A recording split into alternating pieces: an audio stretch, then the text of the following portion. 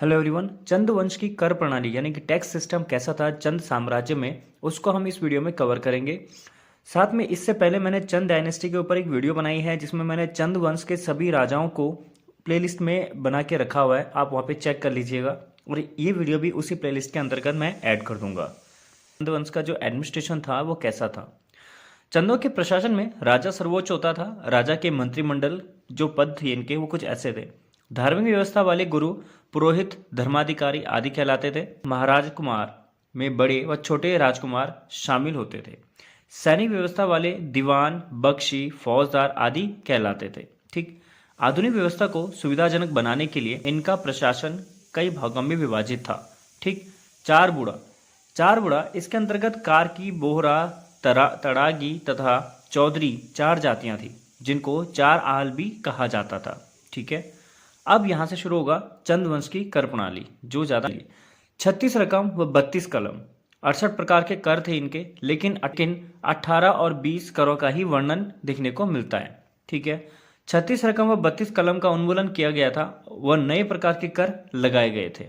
ठीक। चंद शासन काल में प्रशासन की सबसे छोटी इकाई ग्राम होती थी। नाली का जो सर्वप्रथम प्रयोग मिलता है वो तमिल साहित्य से मिलता है। ठीक है। ग्राम के प्रशासक को सयाना व बूढ़ा कहा जाता था। चंद शासन काल में भूमि की माप नाली, ज्यूला, विशा, अधाली, पालो, मसा आदि से होती थी। ठीक। 20 नाली जमीन लगभग 1 एकड़ के बराबर होती थी। ऐसे ही एक मसा 2 किलो का होता था।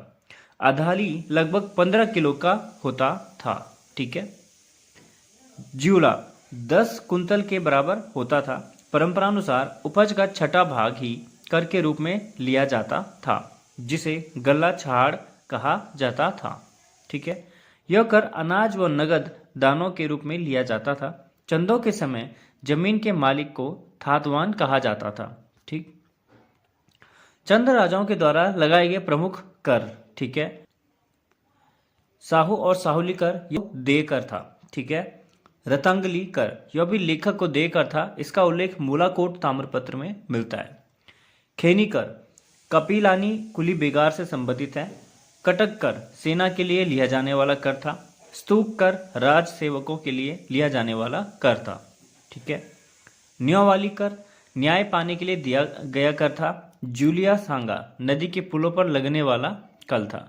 सिरती कर माल भाबर क्षेत्र तथा भोटिया व्यापारियों से वसूला जाता था। यह नगद कर था। बैकर कर अनाज के रूप में लगने वाला कर था। ठीक है। राखिया कर इसे रक्षा भी कहा जाता था जो सावन के महीने में रक्षाबंधन व जनेऊ संस्कार के समय वसूला जाता था। कूद कर नगद के बदले दिया गया अनाज। ठीक है।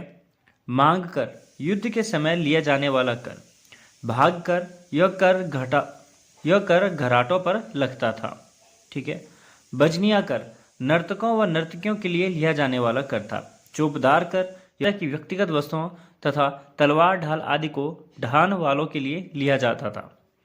घोड़ालो कर यह घोड़ों के लिए लिया जाने वाला था। कुकुरैलो कर यह कुत्तों के लिए लिया जाने वाला था। ठीक है। कमीनवारी सेनाचारी कर किसानों से लगान वसूल करने वाले व सैनों को देय कर था। कनक कर यह शौका व्यापारियों से स्वर्ण के रूप में लिया जाता था। हिल यानी अधूल बरसात में सड़कों की मरम्मत के लिए लिया जाता था। तान या टांड कर सूती या ऊनी वस्त्रों के बुनकरों से लिया गया कर। मिझारी कर कामगारों पर लगाया जाने वाला कर। रोलिया या देवल्य कर राज परिवार के देवी देवताओं की पूजा के नाम पर लिया जाने वाला कर। बलि या भोजन के लिए बकरे भी लिए जाते थे। ठीक है। मौकर कर हर परिवार पर लगा हुआ कर था। जागरिया कर जागर लगाने वाले पुजारी ब्राह्मणों से लिया जाता था। ठीक। चंद राजवंश से जुड़े अन्य महत्वपूर्ण कुछ इंपॉर्टेंट फैक्ट है यहाँ पे। ठीक है। चंद राजाओं द्वारा अपने ताम्र शासनाधीशों में प्रयुक्त भाषा नेपाली मिश्रित कुमाऊनी थी। ताम्र पत्रों के लेखक जोशी होते थे। चंद राजा मुख्य रूप से शिव उपासक होते थे। 1786 में कुछ समय के लिए पारंपरिक कत्यूर काल के पश्चात पहली बार कुमाऊं और गढ़वाल राज्य एक शासक के अधीन हुआ था। ठीक। कुमाऊं में घर घर पूजे जाने वाले गंगानाथ देवता स्वयं चंदवंशी राजकुमार थे जो साधु बनकर कुमाऊं आए और यहीं मारे गए। नेपाली भाषा निवारी व खसकुरी कुमाऊं कुमाऊनी पर पूरा प्रभाव देखने को मिलता है। ठीक है। चंद वंश का प्रतीक चिन्ह गाय थी, जिसे सिक्कों, झंडों आदि पर अंकित कराया जाता था। कुमाऊं में हिल जात्रा, आठू देव जात्रा, पुषाड़िया, घुरड़िया, गीत्यार, हरिला, ओलग्या आदि सब नेपाली रीति रिवाज, पर्व व उत्सव हैं। ठीक है।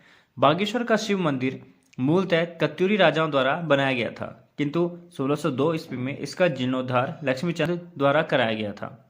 ठीक है। बैजनाथ के मंदिरों में लक्ष्मी नारायण का मंदिर चंदों ने बनवाया था। ठीक। पिथौरागढ़ में दिंडस, कसानी, मसोली, नकुलेश्वर, चौपात, डीडी हाट के पास मणकाम सूर्य मंदिर, रामेश्वर, केदार आदि मंदिर भी चंदों ने बनवाए थे। कसानी में पंचायतन प्रकार का मंदिर आज भी दर्शनीय है। लक्ष्मी नारायण मंदिर में सदैव एक नाग निवास करता है। मड़ के सूर्य मंदिर के पास एक हथिया दीवाल है। ठीक है।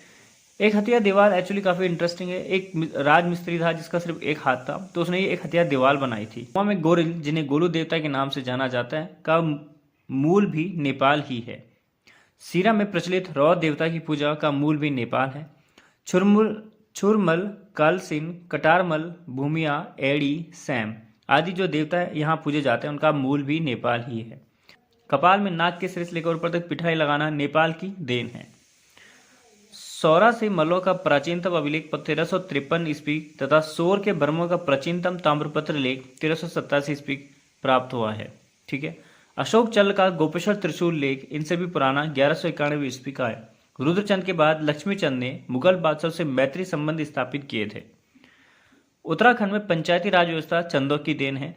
चंद राजाओं के समय ही कुमाऊं में भूमि के निर्धारण के साथ साथ ग्राम के मुखिया की नियुक्ति की परंपरा भी शुरू की गई थी। चंद राजा अपने नाम के अंत में देव विरुद्ध धारण करते थे। चंदों ने शवदा स्थल हेतु जागेश्वर को चुना। अंततः जागेश्वर चंद वंश का मूल धार्मिक केंद्र था। चंद वंश की वंशावलियां अल्मोड़ा से प्राप्त हुई हैं, इसलिए इनको अल्मोड़ा प्रति कहा जाता है। चंद काल में समूचा राज्य प्रशासन 2 भागों में विभक्त था। ठीक।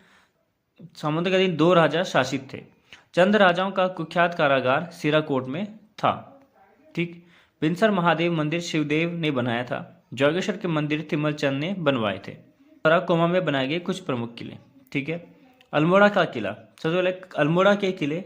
ठीक है। खगबरा का किला अल्मोड़ा में ही है। इसका निर्माण राजा भीष्मचंद ने करवाया था। लाल मंडी किला, फोर्ट मोयरा भी इसको कहा जाता है। इसका निर्माण 1563 में कल्याण चंद ने करवाया था। ठीक है। लाल मंडी में जो फोर्ट मोयरा का किला है, इसके बारे में इंफॉर्मेशन ई गार्डनर ने दी थी। ठीक है।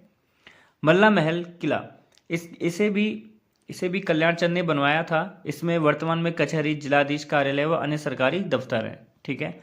नैथणा किला अल्मोड़ा में स्थित है। यह किला रामनगर गनाई मोटर मार्ग पर है। यह गोरखाकालीन माना जाता है। सियालबुंगा का किला लक्ष्मीचंद ने बनवाया था। तल्ला महल उद्योग चंद ने बनाया था। सुनारक फोर्ट ऑफ पिथौरागढ़, ये देख लीजिए। गोरखा किला ये पिथौरागढ़ में ही है। सिमलगढ़ किला, लंदन फोर्ट, ये भी पिथौरागढ़ में है। ठीक। सिरकौट का किला ये भी पिथौरागढ़ में है। ठीक है। चंपावत के किले, राजबुंगा किला, चंपावत के राजबुंगा किले का निर्माण राजा सोमचंद ने करवाया था। चरान उचार किला निर्माणकर्ता इसके सोमचंद ही थे। चंडालकोट का किला, इसे चौंदकोट या चंदकोट का किला भी कहा जाता है। ठीक है। इसका टीला राजबुंगा के सामने उससे भी ऊंचा है। सिरमोही का किला चंपावत के लोहा घाट के सिरमोही गांव में स्थित है। ठीक है। गौलचोड़ किला चंपावत में इसका निर्माण राजा गोरिल ने करवाया था। ठीक है। बाणासुर का किला, कोटलगढ़ का किला चंपावत जिले में लोहा घाट में देवीधुरा मार्ग से 7 किलोमीटर दूरी पर कर्णरायत नामक स्थान पर स्थित है। ठीक है। इस किले की लंबाई 80 मीटर, चौड़ाई 20 मीटर है। इसका निर्माण बाणासुर नामक दैत्य राजा ने कराया था। स्थानीय भाषा में इसे मारकोट कहा जाता है। ठीक है। तो ये वीडियो काफ़ी शॉर्ट है और इसमें जो इन्फॉर्मेशन बुक्स में अवेलेबल थी, मैंने उन्हीं पे थोड़ा सा ये वीडियो को बनाया है, क्योंकि इससे पहले हमने जो भी यहाँ के चंद वंश के राजा थे उन पर कंप्लीट वीडियो देख रखी है। तो आप एक बार उस वीडियो को देख लीजिएगा, उससे भी आपके फैक्ट क्लियर हो जाएंगे और फिर इस वीडियो को देखना आप। ठीक है। चलिए, धन्यवाद।